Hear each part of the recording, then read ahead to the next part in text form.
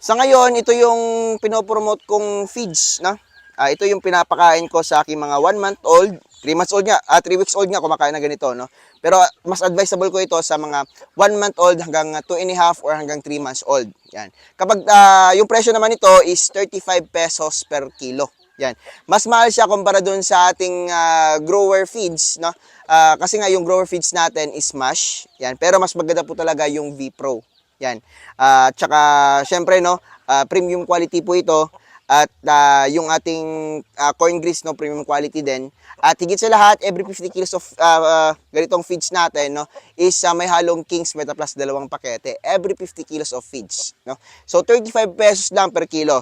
50% is V-Pro 2000 and 50% naman is yung ating corn grits. Yan no. May ano pa yan, may discount na po yan no. Sagad na yan. At saka doon naman sa ano natin, sa mga 3 months old to 6 months old natin, ay yung pinapakain po natin is yung ating PNC grower pellets. Yan. Yung ganun po is 32 pesos per kilo. Yan. Yung mixing po noon is V-Pro 3000 na 50% may halong crack corn. Tapos every 50 kilos pa rin, meron pa rin King's Vita Plus Animal Feed Supplement. Ganun po yung pinapakain namin. No, at siyempre makakatipid kayo dahil nga ibebenta ko lang yon ng 32 pesos per kilo, may King's Vita Plus na po, 2 pakete pa. Yan, no. At sagad-sagad din po yung presyo, pinakamababa. Doon naman tayo sa ating pang-breeders, no. Yun po yung ating PNC Breedix, which is available tomorrow yung ating mga feeds dahil doon ako sa Agribet kasi wala na akong mga schedule dito sa Manukan, no. Breeding na lang tayo dito, 100 na lang. Sa Breedix natin, PNC Breedix, no, 33 pesos per kilo. Yan, 33 pesos per kilo. B-Pro 4,000 po yun na may halong crack corn. 50-50 yung ratio. And higit sa lahat, every 50 kilos may 2 pakete ng King's Vita Plus Animal Feed Supplement. No? So, medyo matagal ako nag-close sa Agribet. Siguro may 1 linggo din. No? Nabisi ako dahil marami akong tayong ginagawa, maraming schedule, maraming buyer dito sa Manukan. And bukas, balik ako, wala na akong schedule dahil nga yung mga manok natin na napaparami na naman tayo ngayon. Kita nyo itong ating mga growers, no? Ito yung mga 75 days old na. Dapat yung pinapakain dito ngayon, no, is ang ating PNC grower pellets. Ito, grower crumbles muna. Dahil ito kasi, no, ito yung pinapakain ko sa yung binili kanina. Yan, pinasabay ko lang, no? Kasi nga, halos same lang naman yung kanilang presyo. Pero mas mura yung pellets natin, no, na PNC grower pellets. Kasi binibigay ko lang yon ng 32 pesos per kilo. Ito naman is 35 pesos per kilo itong ating PNC grower crumbles. Yan.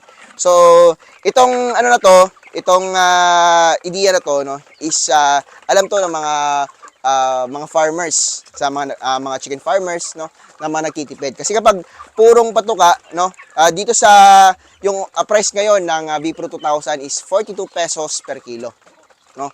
So tayo dito sa mixing natin, binibigyan natin ng 35 pesos per kilo at minimixan pa natin ng King's Vita Plus Animal Feed Supplement. Kasi kapag feeds lang, hindi po yan sapat, no. Dapat po talaga meron din pong feed supplement. Yan. So, kapag sa pellets naman, yun nga, 32 pesos per kilo. Sa breeders, mas mahal yun dahil nga, mas higher yun on protein. Yan. So, dito naman tayo, nabigay din po ako ng sample. Actually, itong mga giants natin, hindi natin binibigyan to ng mga ganitong pagkain kasi may halong organic. Yung pinapakain po dito is mga salto po, mga mamahaling pagkain. Pero, kita nyo naman, kumakain po sila. Yan. Para try lang yan, konti lang. Yan, pang try lang. Yan, kumakain po sila. Yan. Kasi nga maganda po yung feeds natin, quality po, no. Hindi lang po quality dahil yung V-Pro po is premium quality at hinaluan pa natin ng feed supplement. Ngayon dito sa mga native chickens namin sa mga breeders namin, pinapakain po namin dito is purong commercial feeds. So ginagamit ko sa ngayon is V-Pro 4000 na merong halong King's Vita Plus Animal Feed Supplement, no. Yan, yun po yung hinahalo ko. Tsaka mas napapaganda kapag purong feeds at may mix ng King's Vita Plus yung ating pagkain dahil nga mas na-maximize nila yung pangitlog. Nasa 90 to 100% yung kaya nilang i-produce everyday. Yan. Pero kapag meron yung PNC Breedix po natin no, na mura, 33 pesos per kilo lang, is yung kaya nun is 60 to 80% lang, no? So hindi niya pa kaya magiging 100% dahil nga hindi po na-maximize masyado yung kanyang yung pangitlog or performance ng manok natin dahil nga nag-add tayo ng organic, which is yung crack corn. Pero nag-add din po tayo ng ating King's Vita Plus Animal Feed Supplement, no? So, merong times na kakayanin niya ng 90% to 100, pero most of the time or average niya 60 to 80% na po talaga. Pero yung presyo naman ng commercial feeds mas mahal dahil nga itong ating B-Pro 4000 ay sumaabot po yan ng 39 pesos to 40 pesos per kilo, no? So, ganun po yung presyo niyan.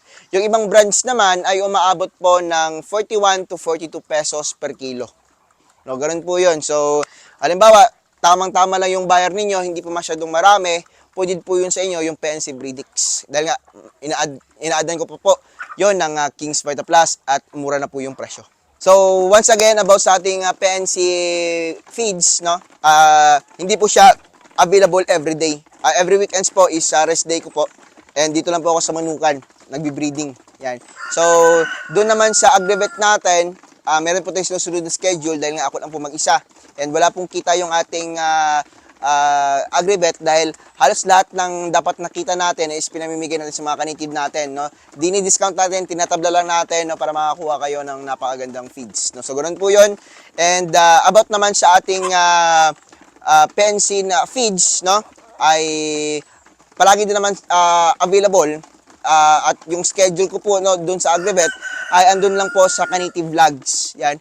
Please follow nyo po ako sa Kanitive Vlogs at doon po ako maglalagay ng mga schedule natin kung mag-open ako, no, sa isang araw o anong oras. Kasi nga hindi po talaga fix yung schedule ko doon sa Agrivet natin dahil nga sobrang busy din po dito sa Manukan. At kapag may mga buyers din po kasi and may mga transactions ako dito sa Manukan, no, syempre close din po talaga ako sa Agrivet. Kaya ganoon po, palaging serado yung ating Agrivet, no. Pero gagawin ko pong lahat, no, para every weekdays is mag-open tayo and may oras lang, siguro mga 4 na oras, 5 oras kada isang araw. Reds natin, kumukonti rin pero okay lang, no.